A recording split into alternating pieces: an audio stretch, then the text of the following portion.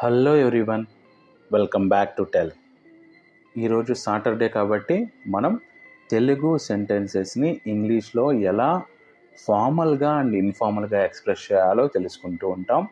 ఈరోజు ఇక్కడ స్క్రీన్ మీద చూపిస్తున్న ఈ సెంటెన్సెస్నే నేను మీకు ఇంగ్లీష్లో ఎక్స్ప్రెస్ చేసి చూపించబోతున్నాను. ఒక చిన్న రిక్వెస్ట్ ఏంటంటే, మీరు తెలుగులో సెంటెన్స్ని ఇంగ్లీష్లో చూసే ముందు ఒకసారి పాజ్ చేసి ప్రతి సెంటెన్స్ కూడా మీ ఓన్గా ఫ్రేమ్ చేయగలుగుతున్నారో లేదో చెక్ చేసుకోండి. నేను ప్రొవైడ్ చేసిన వాటితో మీరు ఫామ్ చేసిన మ్యాచ్ అయితే మీరు ఖచ్చితంగా కరెక్ట్గా ఫామ్ చేసినట్లే.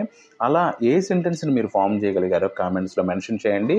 ఎంతమంది ఫ్రేమ్ చేయగలిగారో నేను ఒకసారి చూస్తాను. So without getting any late, let's get in to our today's class.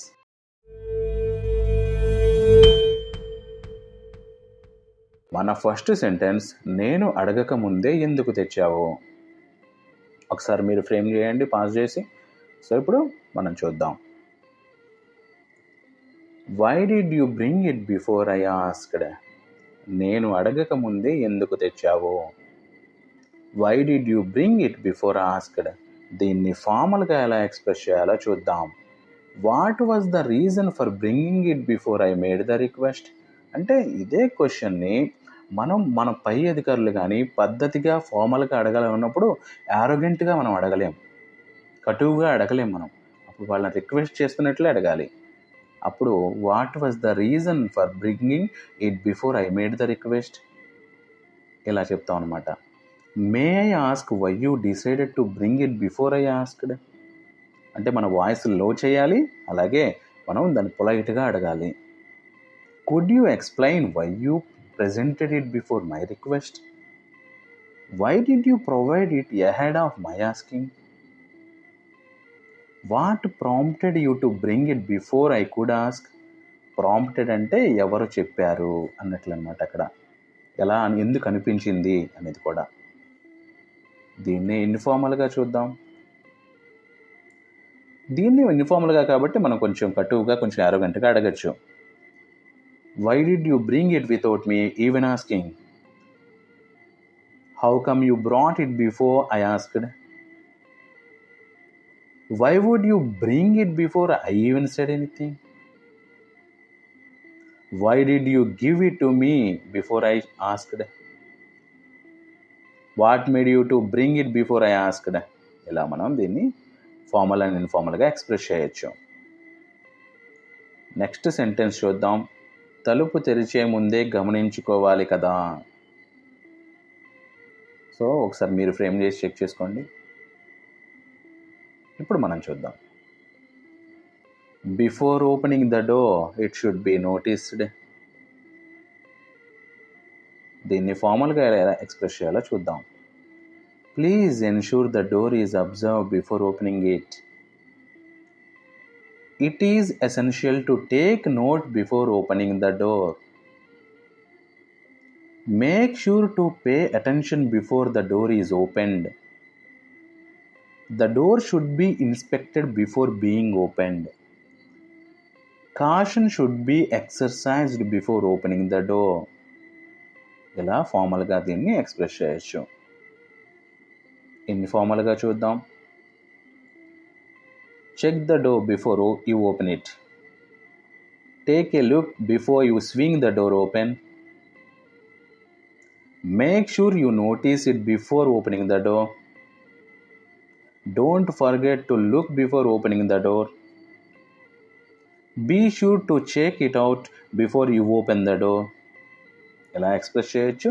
జనరల్గా అయితే మన టోన్ మోడిఫై చేసుకుంటూ before opening the door you should be noticed అని చెప్తాం. నెక్స్ట్ సెంటెన్స్, నాకు ఇంకా ఆకలిగా ఉంది. అంటే అప్పటికే మనం తిన్నాం, బట్ మనం సాటిస్ఫై అవ్వలేదన్నమాట. అలాంటి సిచ్యువేషన్ ఇది. ఒకసారి మీరు ఫ్రేమ్ చేసి చెక్ చేసుకోండి. ఇప్పుడు చూద్దాం. I'm still hungry. సింపుల్గా ఐఎమ్ స్టిల్ హ్యాంగ్రీ. ఫార్మల్గా I'm not yet satisfied with how much I have eaten. I still feel as though I haven't eaten enough. My appetite hasn't been fully satisfied. I continue to feel hungry despite eating. I'm still experiencing hunger. ఇలా మనం express చేయొచ్చు ఫార్మల్గా. దీన్నే ఇన్ఫార్మల్గా చూద్దాం. I'm still starving. I could eat more. I'm not full yet. I'm still craving something to eat. I could go for more food. ఇలా ఇన్ఫార్మల్గా చెప్పచ్చు. జనరల్గా అయితే I'm still hungry అని చెప్పేయచ్చు సింపుల్గా.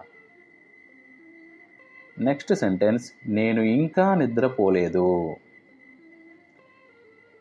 I haven't fallen asleep yet. నేను ఇంకా నిద్రపోలేదు.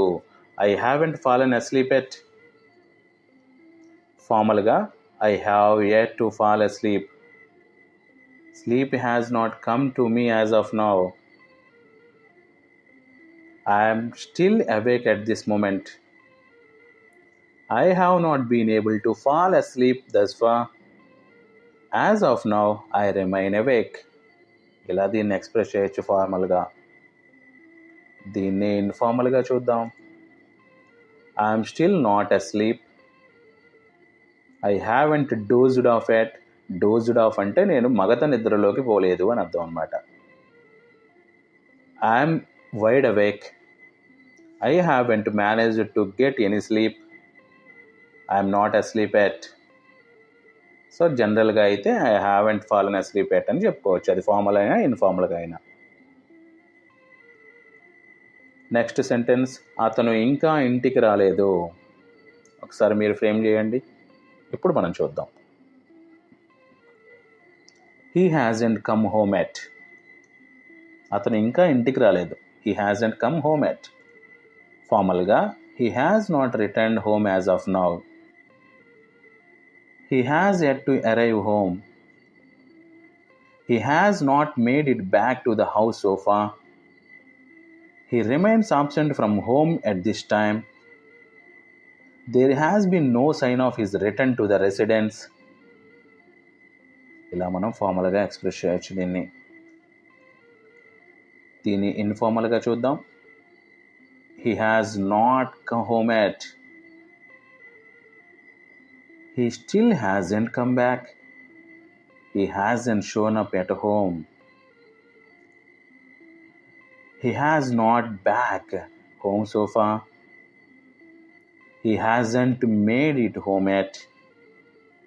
ఇలా ఎక్స్ప్రెస్ చేయొచ్చు.